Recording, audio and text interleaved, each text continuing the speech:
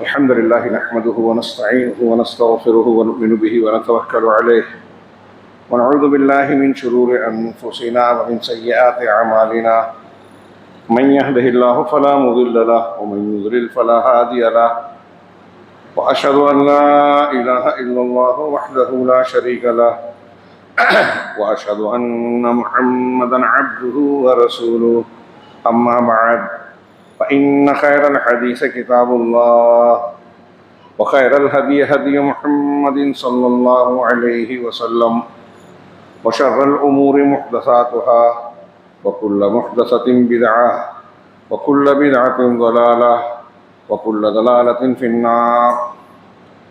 أعوذ بالله من الشيطان الرجيم. بسم الله الرحمن الرحيم.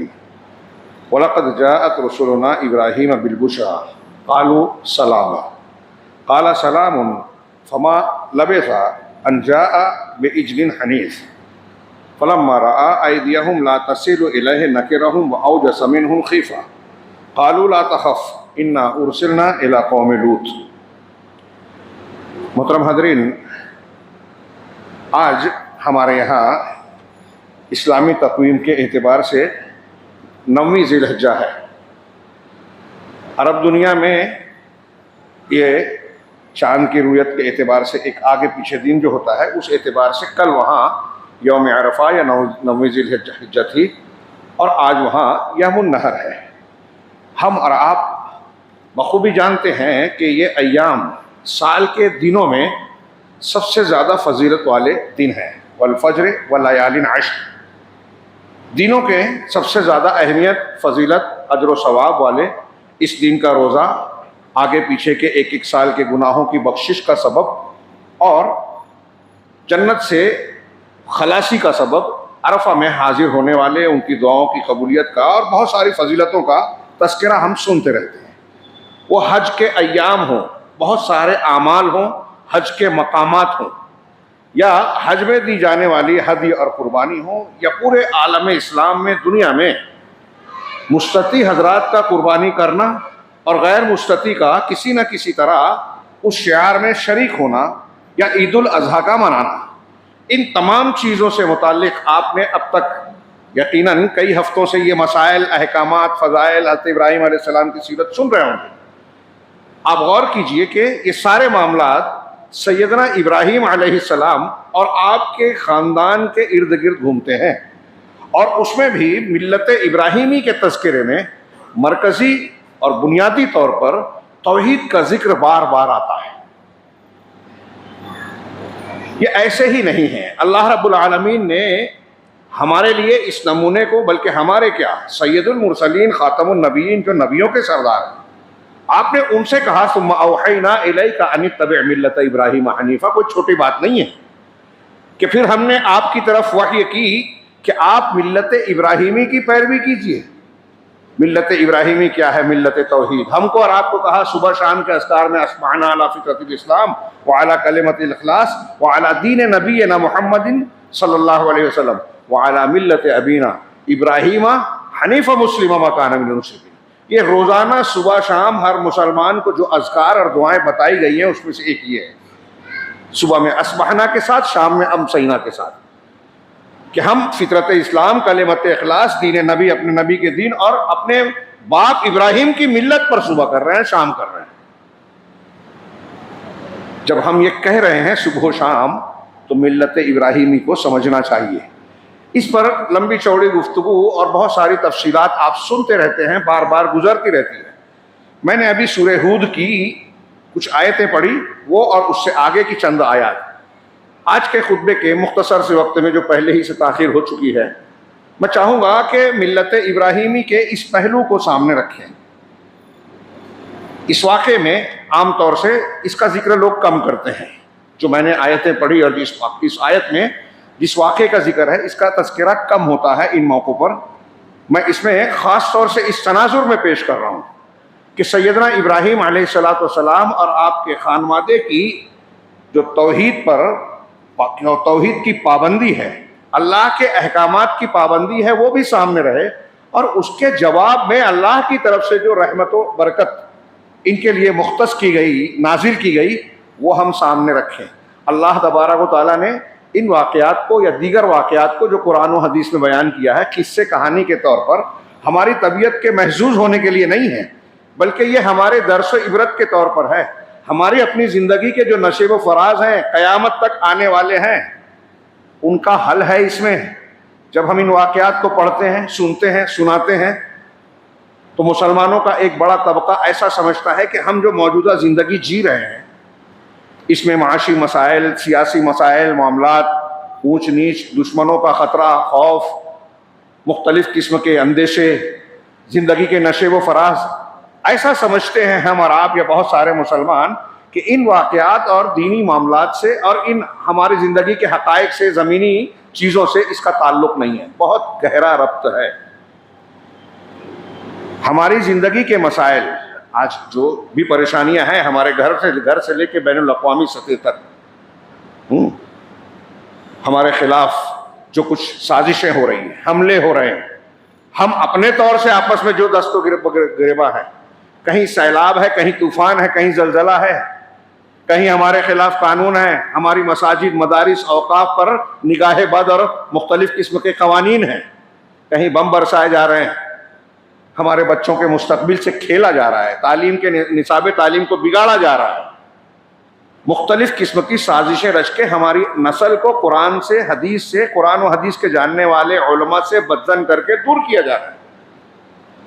سوشل میڈیا اور نئے ذرائع ابلاغ ہمارے گھروں اور بیڈ روم تک، ہماری بچیوں، بچوں اور عورتوں، مردوں تک، سب تک پہنچے ہوئے ہیں.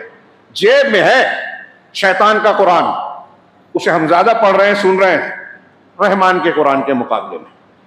میں یہ جو تھوڑا سا اشارہ کیا، اس واقعے کے تناظر میں عرض یہ کرنا چاہتا ہوں کہ ملت ابراہیمی کی پیروی کا سبق جو بار بار قرآن نے دہرایا، جو ہر سال عید الاضحیٰ، قربانی اور حج کے ایام ہمیں یاد دلاتے ہیں، وہ ہماری زندگی کے مسائل کے حل کی راہ دکھاتے ہیں.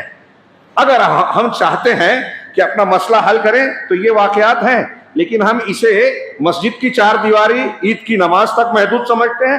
کچھ قربانی اور بعض چیزوں کو بطور رسم و رواج کے انجام دے دینا کافی سمجھتے ہیں، اور اس کو زندگی میں برتتے ہی نہیں ہیں، اپنے مسائل کے حل کے طور پہ دیکھتے ہی نہیں.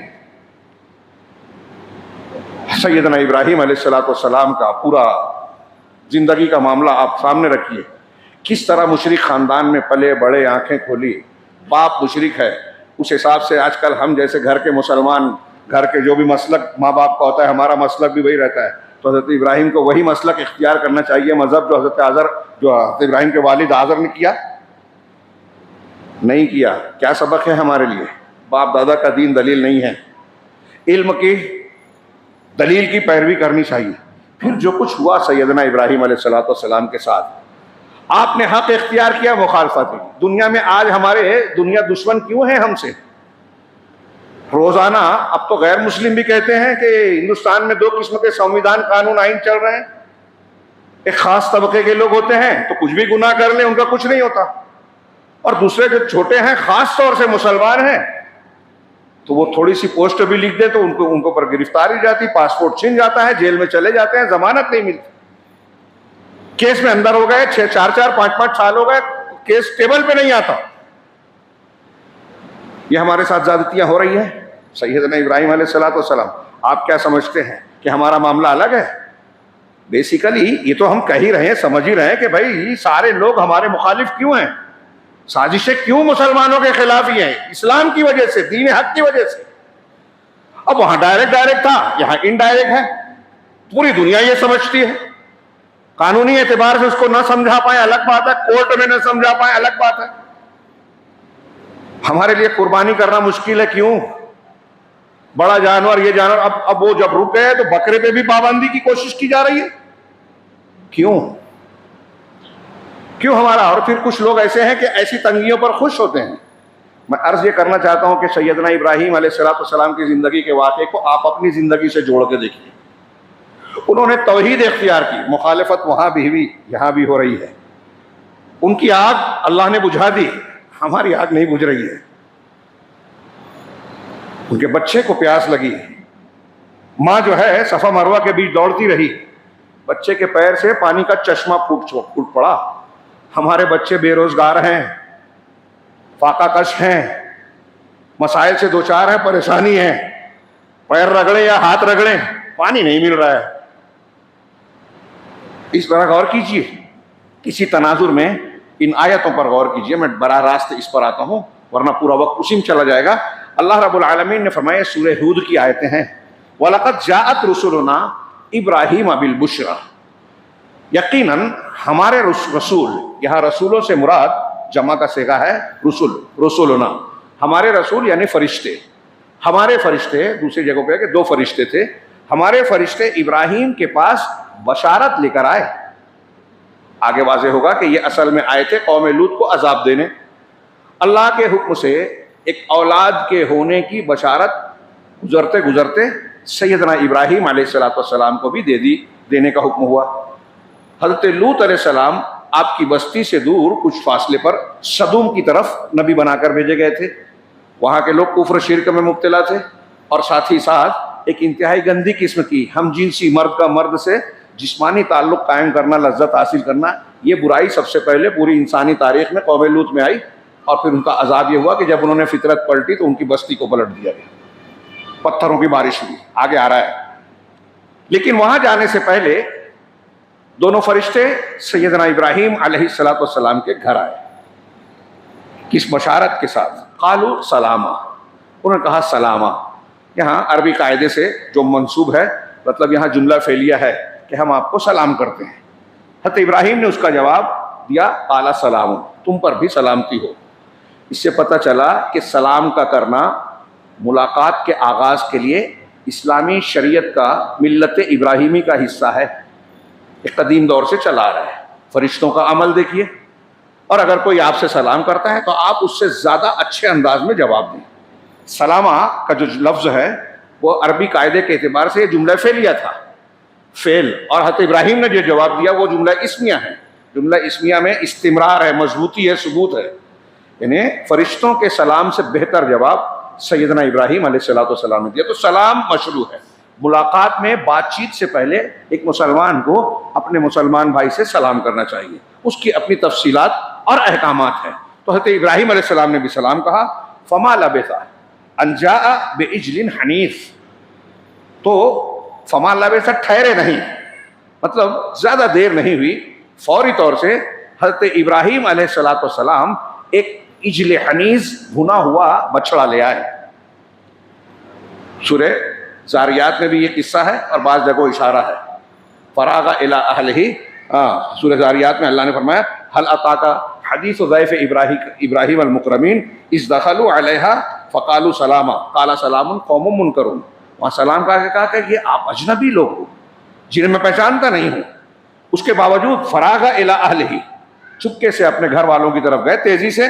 فجاء بعجل سمین, اور موٹا تازہ بچیرا لے آئے بھون بھان کے. مہمان آئے ہیں, پہچان کے نہیں ہیں, چہرے سے شکل صورت سے کوئی پرانی شناسائی اور تعارف نہیں, رشتہ داری نہیں ہے. یہاں بھی کہا اور آگے بھی جملہ ہے, کہتے ابراہیم نے ان کو پہچانا نہیں, لیکن بھنا ہوا گوشت فوراً حاضر کر دیا. یہ ہے مہمان نوازی, عربوں کا طریقہ, بلکہ ملت ابراہیمی ہے یہ, کہ گھر پہ اگر مہمان آئے اپنی طاقت و استطاعت کے مطابق بہتر سے بہتر اس کی ضیافت کی جائے. تو بھنا ہوا, ظاہر سی بات ہے کہ اس میں کچھ وقت لگا ہوگا, محنت لگی ہوگی, اور پیسہ بھی, یعنی جو مال ہے وہ بھی لگایا حضرت ابراہیم نے. یہ ہے مہمان نوازی. تو بھنا ہوا گوشت لے آئے یا بچڑا لے آئے. فلما رأى أيديهم لا تصل إليه, حضرت ابراہیم نے جب ان کو دیکھا کہ ان کا ہاتھ بچڑے کی طرف بڑھ نہیں رہا ہے, کھانا کھا نہیں رہے ہیں, سامنے رکھ دیا, پیش کر دیا, اب تناول فرمائیں, نوش فرمائیں, تو دیکھا کہ وہ کھا ہی نہیں رہے ہیں. فرشتے کھانا نہیں کھاتے ہمارا والا, وہاں اگرچہ انسانی شکل میں آئے تھے, نہ کہ رہوں. تو ابراہیم علیہ السلام نے ان سے اجنبیت محسوس کی. کیلانی صاحب نے ترجمہ کیا کہ ان پر, وہ ابراہیم علیہ السلام پر مشتبہ ہو گئے, شک ہو گیا ان کو کہ یہ کون لوگ ہیں, اجنبی ہیں, کھانا نہیں کھا رہے. ہمارے یہاں بولتے ہیں نا کہ آپ کا نمک کھایا تو آپ سے وہ نہیں کروں گا. تو پرانے لوگوں میں ایک روایت تھی کہ اگر کسی کو نقصان پہنچانا ہے تو ان کا نمک نہ کھایا جائے, کھانا نہ کھایا جائے. کچھ لوگ ایسا سوچتے تھے. یا یہ بھی کہتے ہیں کہ ایسا مشہور تھا کہ اگر کوئی کسی کے گھر میں جاتا اور اس کے ساتھ برا ارادہ ہوتا تو وہاں کھانا پینا کا استعمال نہیں کرتا, حضرت ابراہیم علیہ السلام نے دیکھا کہ کھانا نہیں کھا رہے، فَأَوْجَسَ منہم خیفہ، ان سے خوف محسوس کیا۔ یہ انسانی خوف ہے، فطری بات ہے۔ ایک خوف وہ ہے جس کو خوف عبادت کہا جاتا ہے، خوف سر، جس میں عقیدہ ہوتا ہے نفع اور نقصان پہنچانے کا، وہ عبادت ہے، وہ اللہ کے سوا کسی اور سے ہوگا تو شرک ہو جائے گا۔ ہاں، کوئی کسی کے ڈر سے آپ تعویذ پہن لیتے ہیں، شرک ہے یہ۔ کوئی شرک اصغر ہوتا ہے، کوئی شرک اکبر، جیسا عقیدہ ہوگا۔ تو یہ حضرت موسیٰ علیہ السلام کے سامنے جادوگروں نے لاٹھیاں اور رسیاں پھینکی، وہ دوڑنے لگے، تو قرآن نے وہاں بھی کہا فَإِذَا حِبَالُهُمْ وَعِصِيُّهُمْ يُخَيَّلُ إِلَيْهِ مِنْ سِحْرِهِمْ أَنَّهَا تَسْعَىٰ فَأَوْجَسَ فِي نَفْسِهِ خِيفَةً مُوسَىٰ، ان کی لاٹھی رسیاں جادو کے اثر سے دوڑنے بھاگنے والی نظر آئی تو موسیٰ نے اپنے دل میں خوف محسوس کیا۔ یہ خوف میں بتانا چاہ رہا ہوں، خوف یہ ڈر فطری والا تھا کہ ان کی نیت ٹھیک نہیں لگ رہی ہے، یہ شاید کسی برے ارادے سے آئے ہیں میرے گھر میں۔ حضرت ابراہیم نے سوچا، اس طرح کا ڈر محسوس ہوا۔ جب فرشتوں نے یہ محسوس کیا کہ حضرت ابراہیم کو ہمارے تعلق سے اجنبیت اور کچھ گھبراہٹ محسوس ہو رہی ہے، شک و شبہ ہو رہا ہے، اس لیے کہ ہم کھانا نہیں کھا رہے ہیں، تو فرشتے کھانا بھی نہیں کھاتے۔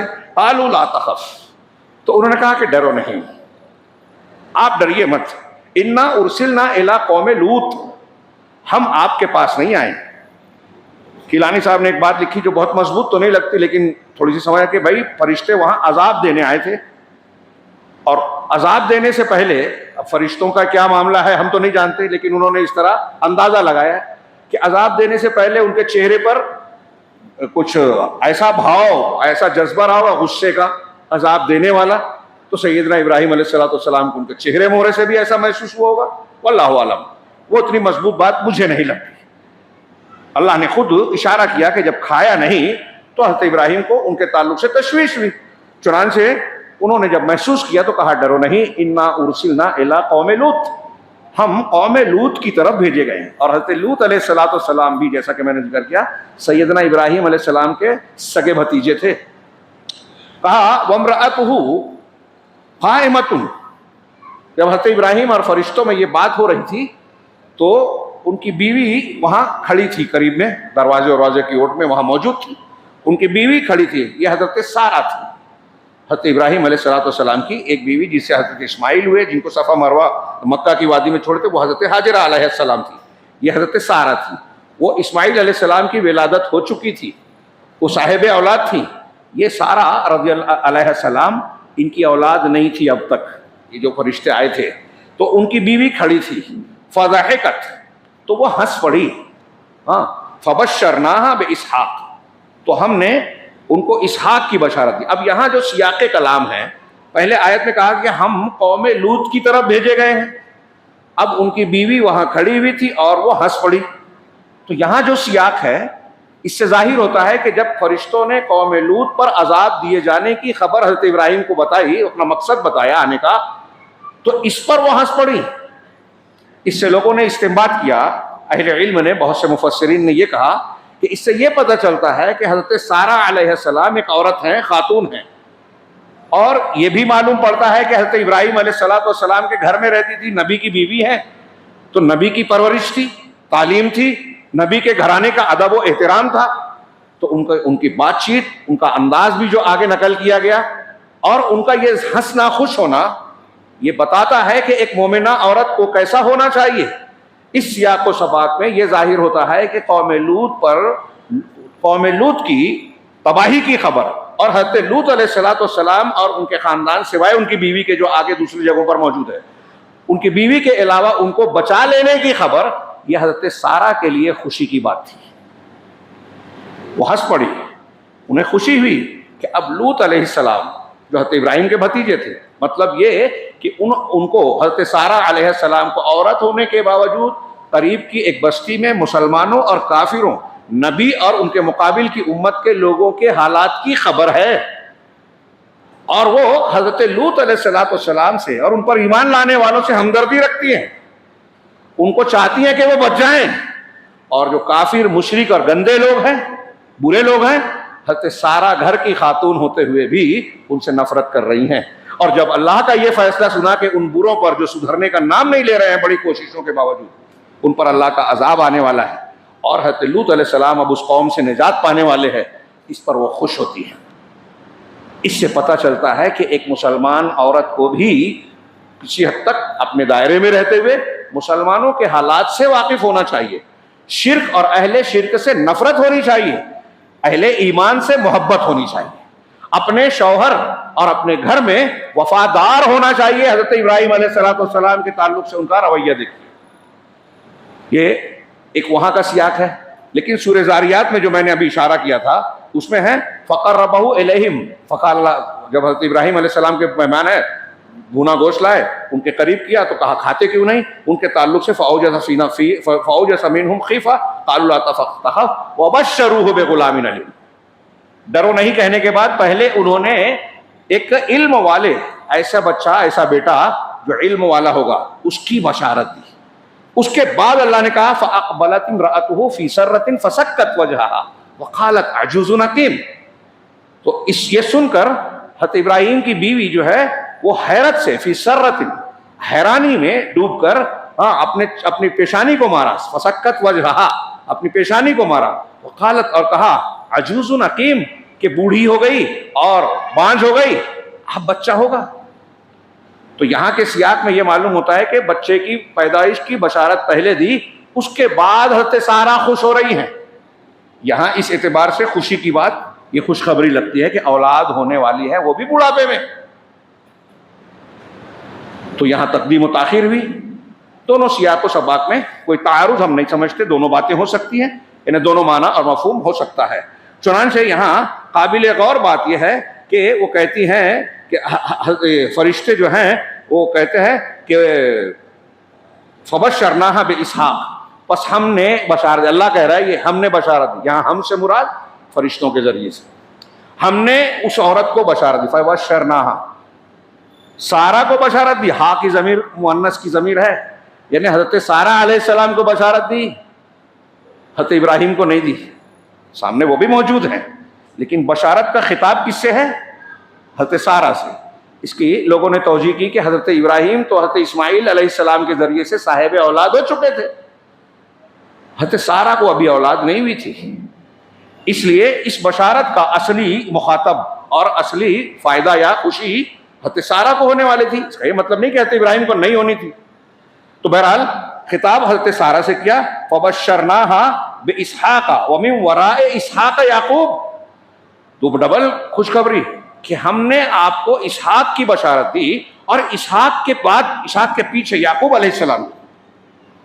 اب یہاں تھوڑا سا رک کے غور کیجئے، میں نے شروع میں تمہید میں کہا کہ ہمارے مسائل کا حل ان واقعات میں ہے۔ آپ پیچھے جائیے، حضرت ابراہیم علیہ السلام نے جب اپنے باپ کو دعوت توحید دی، سورہ مریم میں اور دوسرے مقامات پہ پڑھیے، تو حضرت ابراہیم کو آذر نے کہا گھر سے نکل جاؤ ورنہ میں رجم کر دوں گا، پتھر مار کے مار ڈالوں گا۔ بتوں کو توڑا، سمجھایا پہلے، پھر توڑا، میلے میں نہیں گئے، سمجھایا، پھر جو ہے انہوں نے آگ میں ڈالنا چاہا، آگ کو اللہ نے ٹھنڈا کر دیا۔ اس کے بعد وہاں سے ہجرت کی حضرت ابراہیم نے، روئے زمین کے پہلے مہاجر، اللہ کے لیے گھر بار رشتہ داروں کو چھوڑ کر اللہ کے لیے نکل جانا۔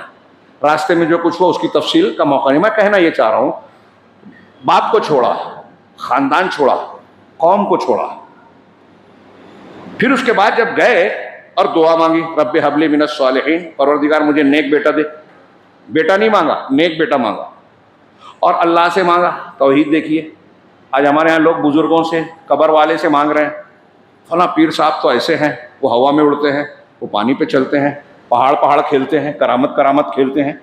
ہمارے ہاں اسی طرح لوگ دعوت و تبلیغ میں الٹے سیدھے سچے جھوٹے واقعات سناتے ہیں، اور اللہ کی بجائے لوگوں کی عظمت دل میں بٹھاتے ہیں، کرے وہ تو ایسے تھے، وہ آپ کی بگڑی بنا دیں گے، آپ کے مشکل کو آسان کر دیں گے، اولاد دے دیں گے، یہ دے دیں گے۔ یہ سیدنا ابراہیم اولاد اللہ سے مانگ رہے ہیں۔ ہاں، دنیا کا کوئی انسان پوری تاریخ میں آگے پیچھے کائنات کا حضرت ابراہیم سے افضل صرف رسول اللہ صلی اللہ علیہ وسلم ہیں، دونوں خلیل ہیں۔ اللہ کے رسول صلی اللہ علیہ وسلم کے بعد حضرت ابراہیم کا درجہ ہے، دوسرے انبیاء کا درجہ بھی حضرت ابراہیم کے برابر نہیں ہے، اور کسی نبی کا بدلہ سارے اولیاء مل کر نہیں پہنچ سکتے، پوری کائنات کا کوئی انسان کسی نبی کے درجے کو نہیں پہنچ سکتا۔ کتنے اونچے ہیں سیدنا ابراہیم، غور کیجئے، امام الحنفاء، ابو الانبیاء، خلیل الرحمن، اللہ نے ان کی تعریف میں خود قرآن میں کیا کیا کہا؟ وہ اولاد اللہ سے مانگ رہے ہیں. قیامت کے دن اپنے باپ کی سفارش کرنا چاہیں گے، روک دیے جائیں گے، اور آزر کو ان کے سامنے ایک بجو کی شکل میں گھسیٹ کر جہنم میں ڈالا جائے گا. ٹائم کم ہے اس لیے میں یہ دونوں کڑیاں شارٹ میں جوڑ کے بتا رہا ہوں مختصر میں. سیدنا ابراہیم سارے معاملات میں سب سے اعلیٰ ہیں نبی صلی اللہ علیہ وسلم کے بعد، لیکن اللہ کے بندے ہیں. اللہ کے جو اختیارات ہیں، خوبیاں ہیں، حقوق ہیں، اس میں کوئی بھی شریک نہیں ہے. سیدنا ابراہیم بھی نہیں، اللہ کے نبی صلی اللہ علیہ وسلم بھی نہیں. سبق پڑھیے، یہ واقعہ پڑھتے ہیں ہم گزر جاتے ہیں. حضرت ابراہیم سے اولاد مانگی، وہاں حضرت اسماعیل ملے، یہاں بشارت مل رہی ہے اسحاق کی. اور جس وقت حضرت ابراہیم علیہ السلام نے حضرت اسماعیل کے گلے پر چھری پھیری تھی، اللہ نے انہیں ہٹا کر جنت کی دمبا ڈال دیا، اور اس کی سنت ہم ادا کرتے ہیں قربانی کی شکل میں.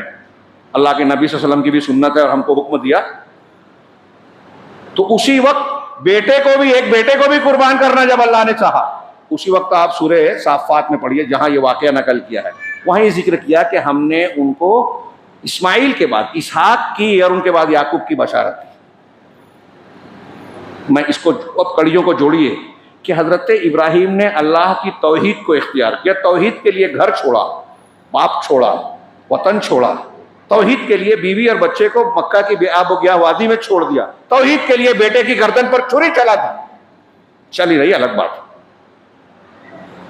تو اس کے بدلے میں اللہ دنیا میں فرشتوں کو گھر بھیج رہے ہیں. گھر آ کے فرشتے بشارت دے رہے ہیں. باپ چھوڑا مشرک، اور جس بیٹے کی بشارت مل رہی ہے وہ کون ہے؟ اسحاق علیہ السلام، یعقوب علیہ السلام، اور یعقوب کے بعد ان کے بیٹے یوسف علیہ السلام. مشرک خاندان کو چھوڑا تھا ابراہیم علیہ السلام نے. انبیاء کی نسل مل رہی ہے.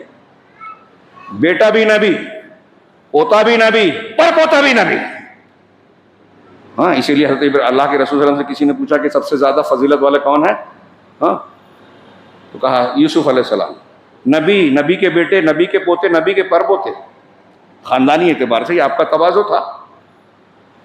آپ حضرت اسماعیل کی اولاد میں تھے. حضرت ابراہیم علیہ السلام کے بعد کوئی نبی، کوئی کتاب حضرت ابراہیم کی نسل کے باہر نہیں آئی، نہیں اتری. وَإِنِّي جَاعِلُكَ لِلنَّاسِ إِمَامًا إِنَّ إِبْرَاهِيمَ كَانَ أُمَّةً. وہ آیتیں یاد کیجیے. یہاں اس واقعے کے تناظر میں دیکھیے کہ ہم نے انہیں اسحاق کی بشارت دی اور اسحاق کے بعد یعقوب کی. ہاں، قالت یا ویلتا، تو کہا ہائے. یہ افسوس کا کلمہ ہے لیکن تعجب کے مقام پہ بھی بولا جاتا ہے. افسوس، ہاں، ہائے میری برائی. اَأَلِدُ، کیا مجھے اولاد ہوگی؟ وَأَنَا عَجُوزٌ، جبکہ میں بوڑھی ہوں، بڑھیا ہو گئی ہوں. ہاں، اور وہاں سورہ زاریات میں عقیم بھی کہا، بانجھ بھی ہو گئی ہوں. یعنی بچے کی ولادت کی جو صلاحیت اور عمر ہوتی ہے کسی عورت کے لیے، وہ میری گزر چکی ہے. اب ظاہری طور پر معمول کے اعتبار سے میں بچے کی ولادت کے لائق ہوں ہی نہیں.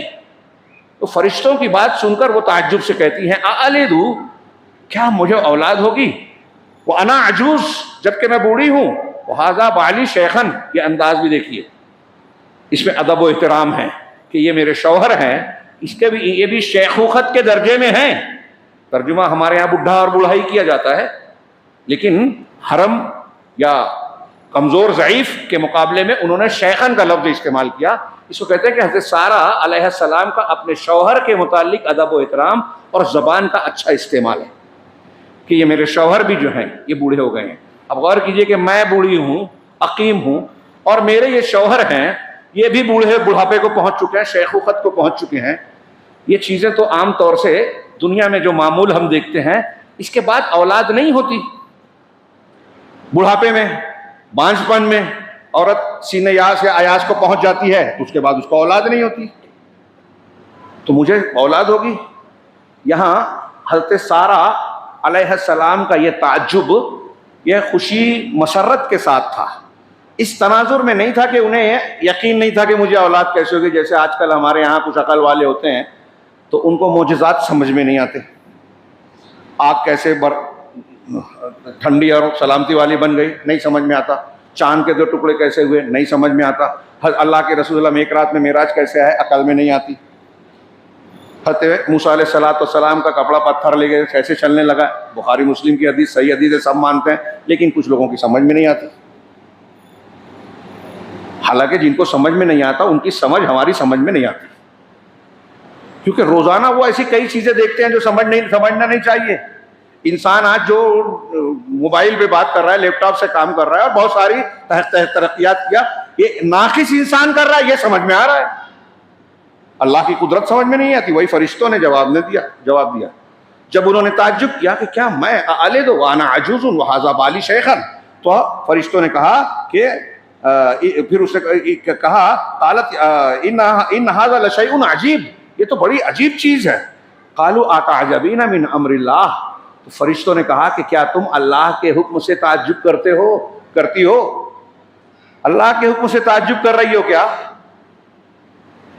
منکرین حدیث سے جو قرآن پر کی تعویل کرتے ہیں, معجزات کو نہیں مانتے, غیبیات کا انکار کرتے ہیں, عذاب قبر سمجھ میں نہیں آتا, روح کے بارے میں قرآن حدیث کو قبول نہیں کرتے, ان سب سے بھی یہی سوال فرشتوں والا کیا جائے کہ اللہ کے حکم سے آپ کو تعجب ہو رہا ہے کہ اللہ کی قدرت آپ کے دماغ میں نہیں آتی, عقل میں نہیں آتی, تو یہ آسمان زمین پیڑ پودے آپ کو ہم کو دنیا کو پیدا کیا, اتنا غریب اتنا زبردست نظام بنایا, یہ آپ کی عقل میں آ جاتا ہے کیا؟ تو جس نے یہ کیا وہ کیوں نہیں کر سکتا؟ اتعجبین من امر اللہ, کیا تم اللہ کے حکم سے تعجب کر رہی ہو؟ رحمت اللہ وبرکاتہ علیکم اہل البیت انہ حمید مجید. وقت نہیں ہے کہ تفصیل میں جائیں, بڑی پیاری باتیں ہیں. فرشتے کہہ رہے ہیں کہ اے اہل بیت, کس سے کہہ رہے ہیں؟ حضرت ابراہیم کی بیوی سے بات چیت ہو رہی ہے. یہ انہوں نے جب تعجب کا اظہار کیا تو ان سے خطاب کر رہے ہیں فرشتے کہ تم کو کیا اللہ کے حکم سے تعجب ہے؟ سنو, اللہ کی رحمت اور اس کی برکتیں اہل بیت تم پر ہوں اور ہیں. اے اہل بیت, یہاں اہل بیت سے خاندان نبوت یعنی خاندان ابراہیم ہے مراد ہے, اور خطاب ہے حضرت سارہ سے. اس کا مطلب یہ ہوا کہ نبی کی بیوی نبی کے اہل بیت میں ہے. قرآن کہہ رہا ہے, انہی سے خطاب کر رہا ہے, وہاں دوسروں سے نہیں کہا. حضرت سارہ سے خطاب کر کے حضرت سارہ اور ابراہیم علیہ السلام دونوں کو کہا جا رہا ہے, لیکن اصل بات حضرت سارہ سے. اس لیے شیعہ حضرات رافضی یہ جو کہتے ہیں کہ اللہ کے رسول صلی اللہ علیہ وسلم کی بیویاں اللہ کے رسول کے اہل بیت میں نہیں ہیں, ان کا رد ہو رہا ہے اس آیت سے کہ حضرت ابراہیم کی بیوی کو قرآن اہل بیت کہہ رہا ہے, فرشتے اہل بیت کہہ رہے ہیں. بیوی سے تو ہی گھر بنتا ہے, ہمارے اردو میں گھر والی بھی بولتے ہیں, اہلیہ بھی بولتے ہیں. اہل مطلب گھر, اہلیہ گھر والی, صاحب خانہ. تو ہمارا گھر ہماری گھر والی سے بنتا ہے. اور شیعوں نے کہا کہ ازواج مطہرات امہات المومنین باہر ہیں. ایک بات. دوسری بات کہ تم پر اللہ کی رحمت اور برکتیں ہوں, یا دعائیہ کلمہ بولے یا کہیں کہ ہیں برکتیں. اب غور کیجیے, حضرت ابراہیم علیہ السلام کی آزمائشوں بھری زندگی, گھر چھوڑنا, تکلیف اٹھانا, ہجرت کرنا, پریشان ہونا, اولاد کو چھوڑنا, چھری چلانا, اور اس کے بعد ان کو جو مقام, مرتبہ, عزت, وقار مل رہا ہے, یہ رہتی دنیا تک ہر نماز میں ہم اللہم صلی علی محمد کما صلیت علی ابراہیم, اللہم بارک علی محمد کما بارکت علی ابراہیم وعلی آل ابراہیم کہتے ہیں. مشروع کیا گیا ہے. ابراہیم علیہ السلام کا تذکرہ قرآن میں بار بار کیا گیا ہے. ہر سال ہم کو یاد دلایا جاتا ہے. یہ اللہ نے انتظام کیا ہے کہ ہم کو آپ کو ضرورت ہے. ان کی زندگی میں سبق ہے کہ ان کو جب انہوں نے اللہ کے لیے جینا مرنا سیکھ لیا اور ثبوت دیا, صرف زبان سے نہیں کہا ہماری طرح ہم مسلمان ہیں, ہم قرآن حدیث پہ چلتے ہیں, ہم صرف اللہ سے ڈرتے ہیں, ایسا ہے نہیں, لیکن ہم بولتے ہیں. ابراہیم علیہ السلام نے بولا تو کیا. اللہ نے جب جو حکم دیا اس کو بجا لایا. تو کہا رہا ہے فرشتوں کی زبان سے ڈائریکٹ کہا جا رہا ہے کہ اے اہل بیت, تم پر اللہ کی رحمتیں ہیں اور برکتیں ہیں. اب اگر یہ جملہ آج ہم اور آپ اس کے مستحق بن جائیں کہ ہم پر اللہ کی رحمت اور برکت آ جائے, تو کون نیتن یاہو ہے جو کسی غزہ کو جو ہے تباہ کر سکے؟ کون شخص ہے جو ہماری اوقاف پر بری نگاہ ڈال کر جو ہے اسے چھین سکے, ہماری مسجدوں پر, گھروں پر بلڈوزر چلا سکے؟ یہ سبق ہے ہمارے لیے کہ جو اللہ کا ہوتا ہے پھر اللہ رب العالمین اس کو اپنی رحمت و برکتوں میں لیتا ہے, فرشتوں کو ان کے گھر بیچتا ہے. معمولی بات نہیں ہے. تو کہا کہ تم پر اللہ کی رحمتیں اور برکتیں ہیں اہل بیت, انہ حمید مجید. دونوں اللہ کے دو نام ہیں، ایک ایک تقریر اور ایک خطبے کے لائق ہیں. میں ایسے ہی نہیں کہہ رہا ہوں، کسی موقع پہ انشاءاللہ دوں گا. حمید حمد سے ہے، الحمدللہ ہم کہتے ہیں. وہ قابل تعریف ہے، یعنی وہی اس لائق ہے کہ اس کی تعریف کی جائے. ساری تعریف صرف اسی کے لیے ثابت ہے، اور ساری تعریف کامل درجے میں. وہ علم والا ہے، یہ تعریف ہے، اور پورا علم کا کوئی ایک بال برابر بھی معاملہ اس کے علم سے باہر نہیں ہے. اگر بال برابر چیز بھی اللہ کے علم سے باہر ہو جائے، ماضی حال مستقبل دنیا زمین آسمان پیڑ پودے چٹان کے اندر، ہمارے خون کے اندر، ہمارے جسم کے اندر، اس درخت کے اندر، درخت کے جڑوں میں، پتوں میں کوئی ایک تنکا بھی اللہ کے علم سے نکل جائے تو علم میں کمی ہو جائے گی. لیکن اللہ کے علم میں کوئی کمی نہیں ہے. اس کی ساری خوبیاں ہیں اور خوبیاں کامل ہیں، اس لیے وہ قابل تعریف ہے، حمید ہے. اس کے اقوال بھی قابل تعریف ہیں، اس کے افعال بھی قابل تعریف ہیں. مجید ہے وہ، مجد اور بزرگی. مجد اور بزرگی کے لیے ساری خوبیوں کا اور اعلیٰ شان والی صفات. ہمارے یہاں ترجمہ کیا کہ شان والا ہے، کیلانی صاحب نے بھی، محمد جوناگڑھی نے بھی، کہ مجید کا ترجمہ شان والا کیا ہے. کچھ لوگ کرتے ہیں بزرگی والا.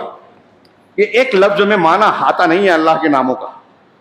ساری وہ خوبیاں جس سے اللہ کی عظمت، کبریائی، بزرگی، اس کی صفات کی وسعت اور کشادگی ثابت ہوتی ہے کہ اس کی صفات، اس کی خوبیاں بہت پھیلی ہوئی ہے. وہ حمید ہے اور وہ مجید ہے. تو مجید ہے وہ، اور جب وہ ایسا ہے تو اس کی نگرانی میں کائنات کا نظام چل رہا ہے تو وہ کوئی غلط کام نہیں کر سکتا. ظالم تھوڑے دن اچھلتا کودتا ہے، وقت کا فرعون، ظلم کر لے وے، مسجد توڑ لے وے، کمزوروں کا گھر چھین لے وے، قربانی پہ پابندی لگاوے، غزہ پر بم گرائے. یہ اتنی چھوٹ ہے جیسے اللہ تعالیٰ نے وقت ماضی کے فرعون کو دی تھی، نمرود کو دی تھی. کوئی ظالم ٹکتا نہیں ہے، بچتا نہیں ہے، باعزت نہیں رہتا، اور دکھنے میں کوئی کتنا بھی کمزور نظر آئے. سیدنا ابراہیم گھر سے نکل رہے ہیں، اکیلے ہیں، زیادہ سے زیادہ حضرت لوط علیہ السلام نے ساتھ دیا. اکیلے ابراہیم آگ میں ڈالے جا رہے ہیں، اللہ نے آگ کو ٹھنڈا کر دیا، اکیلے پوری قوم کے سامنے. ہم اقلیت اور اکثریت دیکھتے ہیں، اتنے لوگ مانتے ہیں، اتنے لوگ شرک کرتے ہیں تو کیا غلط ہے، اتنے لوگ تعزیہ بناتے ہیں تو کیا غلط ہے، اتنے لوگ بدعت کرتے ہیں تو کیا غلط ہے. تو کیا اتنے لوگوں کے کرنے سے وہ صحیح ہو گیا؟ اگر اتنے لوگوں کے کرنے سے صحیح ہوتا ہے تو ابراہیم علیہ السلام کے سامنے اتنے لوگ بت بناتے تھے، بت کی پرستش کرتے تھے، میلے ٹھیلے میں جاتے تھے، کیا وہ صحیح تھا؟ یہ قرآن ہم کو کیا سکھا رہا ہے؟ ہم ابراہیم علیہ السلام کی زندگی کو سامنے رکھ کے اپنی زندگی میں دیکھیے ہم کیا مان رہے ہیں، کیا نہیں مان رہے ہیں. کھانے پینے جانوروں کی طرح زندگی گزارنے کے لیے ہم کو نہیں پیدا کیا گیا دنیا میں کہ چرو چگو، بچوں کو پالو، مر جاؤ. یہ ہماری زندگی کا مقصد نہیں ہے. ایک حصہ ہے ضرور، زندگی میں حق و باطل کی جو معرکہ آ رہی ہے اس میں اپنا کردار نبھانا ہے ہمیں، گھر سے لے کر باہر تک، جو ہماری طاقت اور علم ہے. یہ ہے ملت ابراہیمی کا پیغام. اللہ تبارک و تعالیٰ نے آگے فرمایا کہ فلما ذهب عن ابراہیم الرعب. وقت زیادہ ہو گیا، میں تیزی سے آگے بڑھتا ہوں. پھر جب ابراہیم سے خوف چھٹ گیا، یعنی جو اجنبیت کی وجہ سے ان کے دل میں ایک تشویش پیدا ہوئی تھی، وہ ڈر دور ہو گیا، بشارت مل گئی ہاں کہ اولاد ہونے والی ہے، فرشتوں سے ایک قسم کی انسیت ہو گئی، معلوم ہو گیا کہ یہ فرشتے ہیں ہاں. تو جب یہ خوف چلا گیا، وجاءت البشرا، اور ہماری بشارت ان کے پاس آ گئی اولاد کی، یجادلنا فی قوم لوط. تو ہم سے لوط علیہ السلام کی قوم کے بارے میں وہ جھگڑنے لگے، تکرار کرنے لگے. یہ دیکھیے حضرت ابراہیم کا کردار اب دیکھیے کہ انہوں نے کہہ دیا تھا کہ ہم قوم لوط کی طرف بھیجے گئے، ڈرو نہیں، ان کو عذاب دینا ہے. اور پھر دوسری جگہوں پہ تفصیل بھی ہے کہ اس میں سورہ زاریات میں آگے ہے کہ اس میں حضرت ابراہیم نے کہا کہ ارے آپ جا رہے ہو، اس میں تو لوط علیہ السلام کا گھر بھی ہے، ان کے گھر کے لوگ بھی ہیں، وہ بھی ہیں.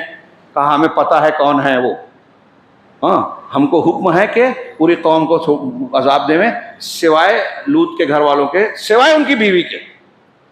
ان کی بیوی کو بھی عذاب دیا گیا. اب یہاں کئی سبق ہیں، غور کرتے جائیے. اللہ کے رسول حضرت ابراہیم علیہ السلام اب جب بشارت مل چکی تو قوم لوط کے سلسلے میں جھگڑنے لگے کہ نہیں ان کو تھوڑی مہلت دے دی جاتی تو اچھا ہوتا. حضرت ابراہیم ٹالنے کی بات کر رہے ہیں تاکہ ہو سکتا ہے سدھر جائیں. ایک نبی اپنی قوم، اگرچہ وہ مشرک کافر ہیں لیکن ان کے بارے میں جذبہ خیر رکھتا ہے کہ یہ سدھر جائیں گے تو اللہ کے عذاب سے بچ جائیں گے، اور اس تعلق سے وہ گفتگو کر رہے ہیں، کوشش کر رہے ہیں. لیکن ان ابراہیم، اللہ نے اس کا تذکرہ کرنے کے بعد حضرت ابراہیم کی تعریف کی اور کہا ان ابراہیم لحلیم اواہ منیب. یقیناً ابراہیم حلم والے تھے. حلم ایک اخلاقی خوبی کا ایک جامع صفت ہے. ہم اس کا ڈائریکٹ ترجمہ عام طور سے لوگ بردباری کرتے ہیں، لیکن اخلاق کی کشادگی. کوئی ہم سے بدتمیزی کر رہا ہے، کوئی جاہل جہالت سے پیش آ رہا ہے، ہم اس کی جہالت کا جواب ادب و احترام سے اچھے ڈھنگ سے دیں. یہ ہے حلم، بردباری. اللہ کے کا ناموں میں سے ایک حلیم نام ہے. کائنات میں لوگ کتنا شرک کرتے ہیں، کتنی گستاخیاں کر رہے ہیں اللہ کے بارے میں، لیکن اللہ انہیں موقع دیتا ہے. یہ اس کی حلیمی ہے کہ ہم چل پھر رہے ہیں، ورنہ گناہ کرتے اور عذاب آتا، تو چلنے پھرنے والے بھی نہیں ہوتے. تو حضرت ابراہیم علیہ السلام، اب مخلوق کے لیے جب وہی نام استعمال ہوگا تو مخلوق کا معنی الگ ہوگا، اللہ کے لیے اس کا معنی الگ ہوگا. تو حضرت ابراہیم کے بارے میں حلیم، وہ بڑے بردبار، ہاں مہربان، ہاں معاف کرنے والے، جو بھی ترجمہ کریں. حلیم اواہ، اواہ نرم دل ترجمہ کرتے ہیں. کچھ لوگ کہتے ہیں کہ ہمدرد، دردمند تھے، اچھے اخلاق والے تھے. نرم دل یعنی ہاں شیخ عبد الرحمن بن ناصر نے کہا کہ اللہ کی طرف ہر وقت عاجزی اور تضرع کرنے والے، آہ آہ کرنا، اواہ یعنی اللہ کے جناب میں عاجزی، انکساری، رونا، گڑ گڑانا، یہ اواہیت ہے. اواہ تھے. اور ایک یہ کہ اواہ تھے، بڑے درد مند تھے، کسی کی تکلیف دیکھی نہیں جاتی تھی.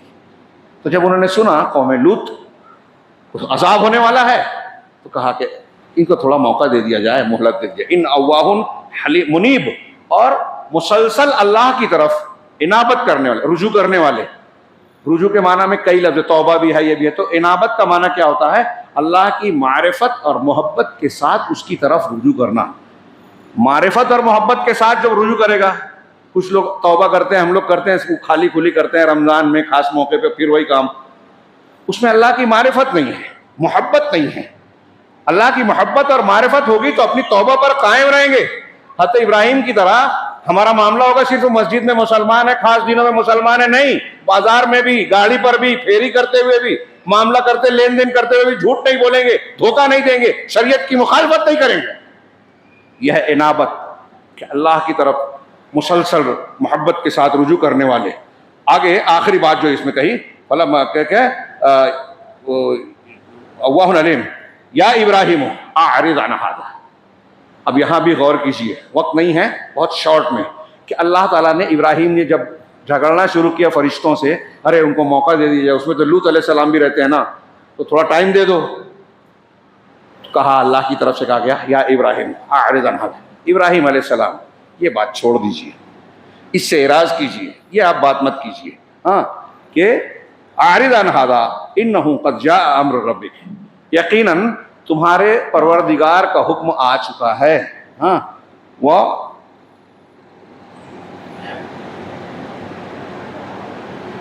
ہاں انہ قد جاء امر ربک واتاہم کیا ہے وانہ آتیہم عذاب غیر مردود، اور یقیناً ان کے پاس نہ پلٹایا جانے والا، نہ ٹالنے والا یا نہ ٹالا جانے والا عذاب آج آنے والا ہے، طے ہو چکا ہے. یہاں آخری سبق کے طور پر شارٹ میں کہ حضرت ابراہیم علیہ السلام سے کہا جا رہا ہے. کون ہے حضرت ابراہیم؟ سید المرسلین کے بعد سب سے اونچے درجے والے پیغمبر خلیل الرحمن، جن کی ملت کی پیروی کا حکم رسول اللہ صلی اللہ علیہ وسلم کو اور آپ کے واسطے سے ہم کو آپ کو دیا گیا ہے. ان سے کہا جا رہا ہے یہ بات آپ مت کیجیے، اعرض عن ھذا، اس کو چھوڑ دیجیے، اعراض کیجیے. یہ فیصلہ ہو چکا ہے کہ ان پر عذاب آ کر رہے گا. انہ قد جاء امر ربک، یہاں نوٹ کرنے کی بات یہ ہے کہ اگر اللہ کا فیصلہ ہو جائے تو حضرت ابراہیم علیہ السلام کو بھی کہا جا رہا ہے کہ آپ اس میں بات مت کیجیے. نبی کریم صلی اللہ علیہ وسلم نے غزوہ احد میں بد دعا دے دی تھی مخاطبین کو، کیف یفلح قوم شجوا نبیہم، وہ قوم کیسے فلاح پا سکتی ہے جنہوں نے اپنے نبی کو زخمی کر دیا.